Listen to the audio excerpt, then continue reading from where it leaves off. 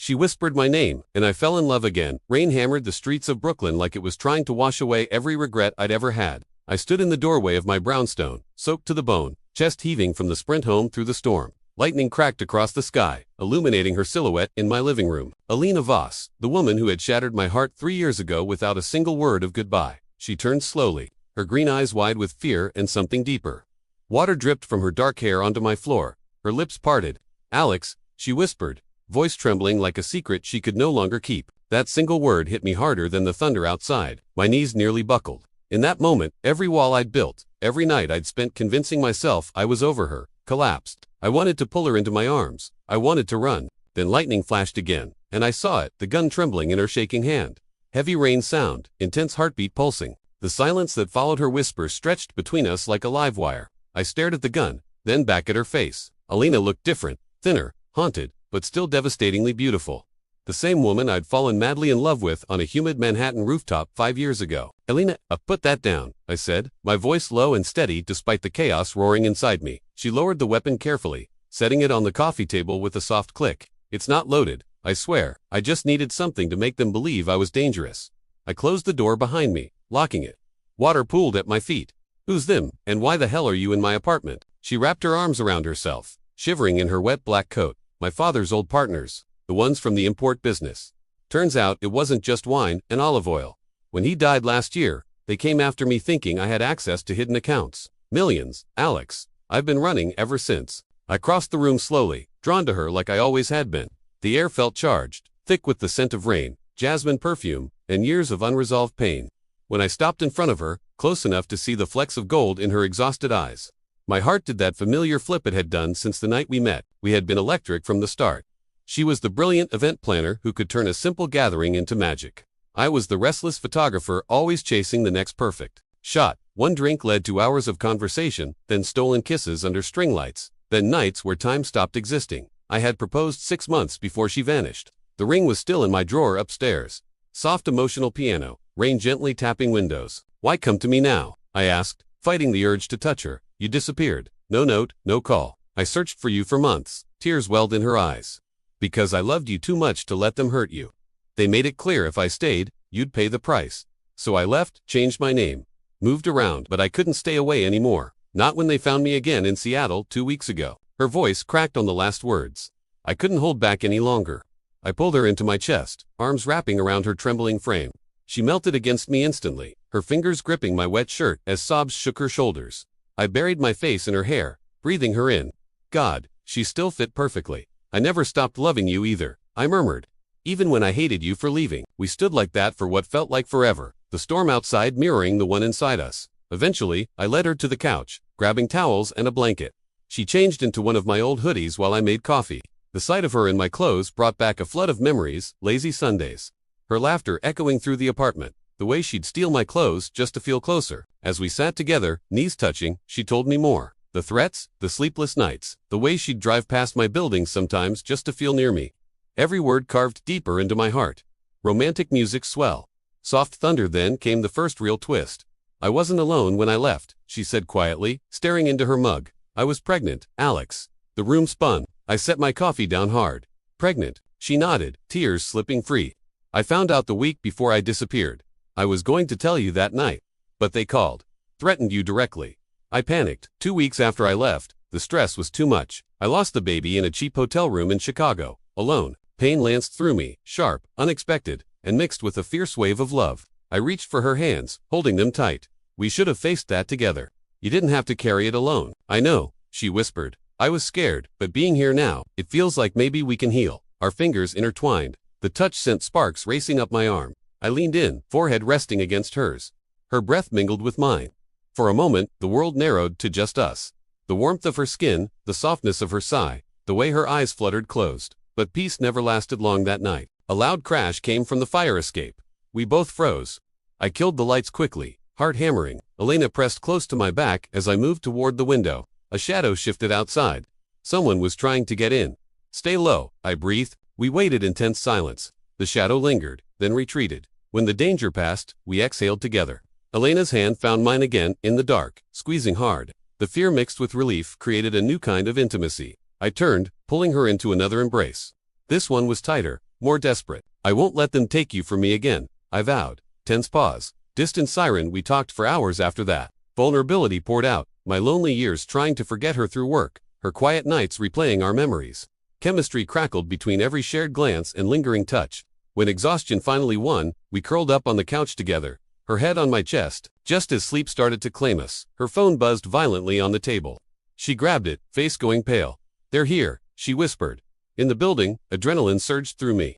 I grabbed my jacket and keys, while Elena shoved the USB drive she'd been carrying into her pocket.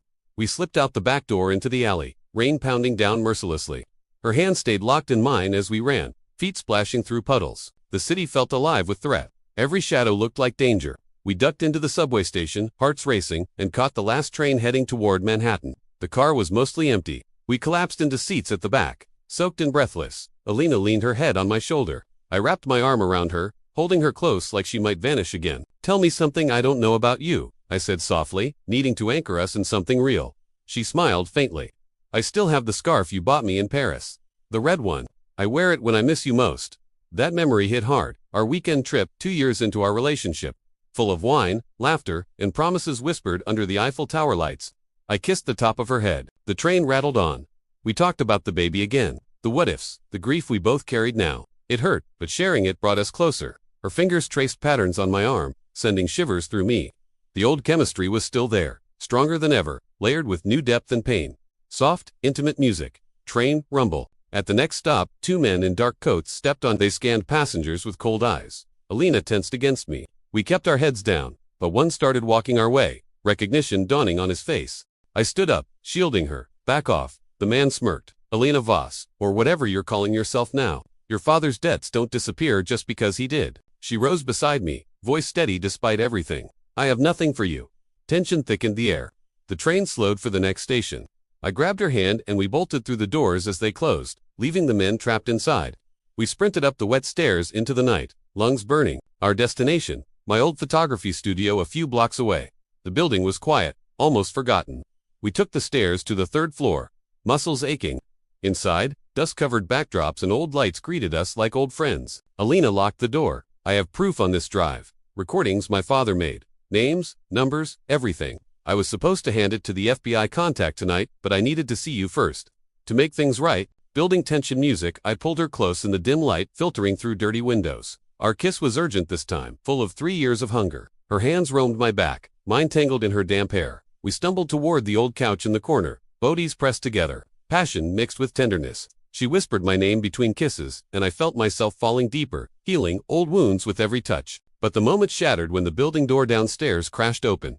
Heavy footsteps echoed up the stairwell. Multiple people. We separated quickly. I grabbed an old metal bat from storage. Elena checked the unloaded gun, then set it down. We faced this together. The door to the studio burst open. 2 armed men entered, guns raised. "Give us the drive." Chaos erupted. I swung the bat, catching one man's wrist. He dropped his weapon with a yell. Elena moved fast, kicking the second man's knee. I followed up, tackling him. Fists flew. A shot went off, shattering a window. Glass rained down. Sirens wailed in the distance, growing louder. The men cursed and fled down the stairs when they realized backup was coming. Elena and I stood in the wrecked studio, breathing hard, staring at each other. A small cut bled on her cheek. I wiped it gently with my thumb. "You're incredible," I said. She smiled through the fear. "We make a good team." Emotional swell. Police sirens approaching. We met the authorities downstairs. Elena handed over the USB drive and spent the next several hours giving detailed statements. I stayed by her side the entire time, holding her hand through the difficult parts. The detectives confirmed the threats were real and assured us arrests would follow. By the time we left the station, dawn was breaking. The rain had finally stopped. We walked back to my brownstone in silence, exhausted but connected on a new level. Secrets were out. Vulnerability shared. The jealousy and misunderstandings of the past dissolved in the face of real danger and real love. Back home, we showered together, not with passion this time, but with gentle care. I washed her hair. She traced old scars on my body from photography expeditions. We talked about the baby again, allowing ourselves to grieve properly. Tears mixed with the water. Afterward, wrapped in blankets on the bed, she looked at me with fresh hope. "I want to stay, Alex, if you'll have me." I pulled her closer under the covers. "There's nowhere else I want you to be." The morning light grew stronger. We made love slowly, tenderly, every touch a promise, every kiss a healing balm. It wasn't just physical, it was emotional reconnection on the deepest level. Whispers of love, apologies, and future dreams filled the quiet space between us. Passionate yet soft music, gentle morning ambience, but even after the immediate danger passed, one final revelation waited. While making breakfast, Elena's phone rang.